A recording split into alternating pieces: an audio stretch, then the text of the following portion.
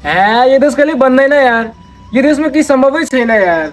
हो यार, झारपात जस्तो जिन्दगी छ यार हाम्रो। म त विदेशतिर लाग्छु होला हो।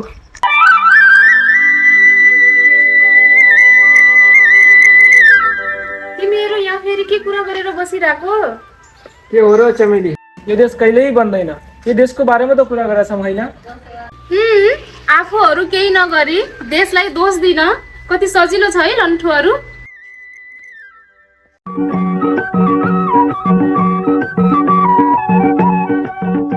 नेपाल सरकार कृषि तथा पशुपन्छी विकास मन्त्रालय कृषि सूचना तथा प्रशिक्षण केन्द्रद्वारा उत्पादित कृषि कार्यक्रम लिएर उपस्थित भएका छौं।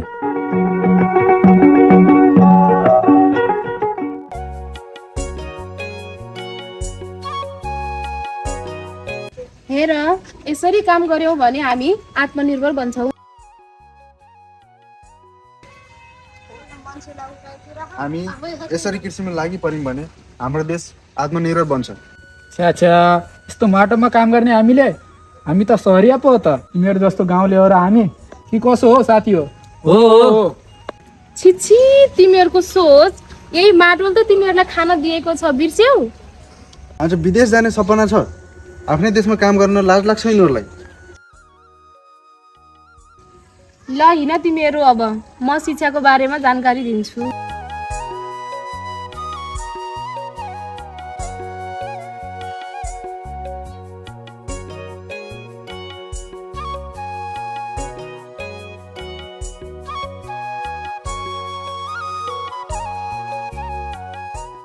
ल सुन साथीहरू, शिक्षा बिना देश बन्दैन।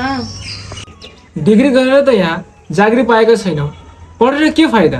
के कसो साथी हो? हो नि, अहिले आएर सही भन्यो यसले। पढाइ खालि जागिर लागि मात्र होइन कि लाटा, सोच बदलन हो। शिक्षित युवाहरू भनेकै देशको मेरुदण्ड हो, बुझ्यौ तिमीहरूले? बुझ्यौ। र तिमीहरू शिक्षा सम्बन्धी कुरा गर्दै राख, म चाहिँ आफ्नो काममा लाग्यो। ल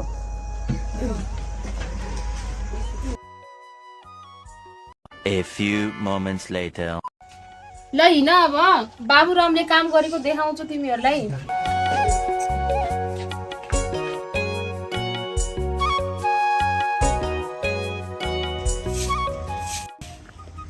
ल हेर यहाँ बाबुरामले काम गरेको।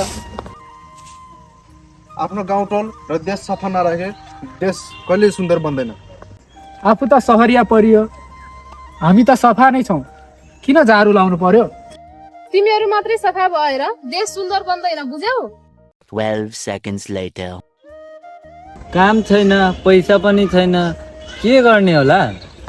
काम छैन नभन, तिमीसँग काम गर्ने चाहना छैन भन। मैले काम गरेर पैसा कमाएको देखेनौ र?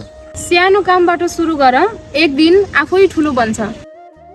सुन यता, तिमी यस्तो मान्छे बन ताकि जागिर खोज्ने मात्र होइन, समाजका अरू नागरिकलाई पनि जागिर दिने बन। ओहो, हामीले सधैँ देशलाई मात्रै दोष दिँदै बस्यौँ। वास्तवमा गल्ती त हाम्रै छ नि त साथी हो नि? अब त हामीले पनि बुझ्यौँ नि। हो, तिमीहरूले बुझ्नु नै अब परिवर्तनको सुरुवात हो। अब हामीले बहाना होइन, कामको सुरुवात गरौँ। A few moments later.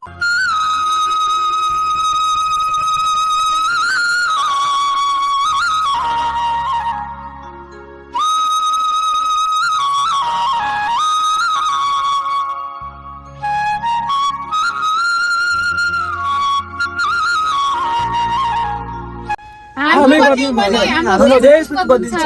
Jay Nepal.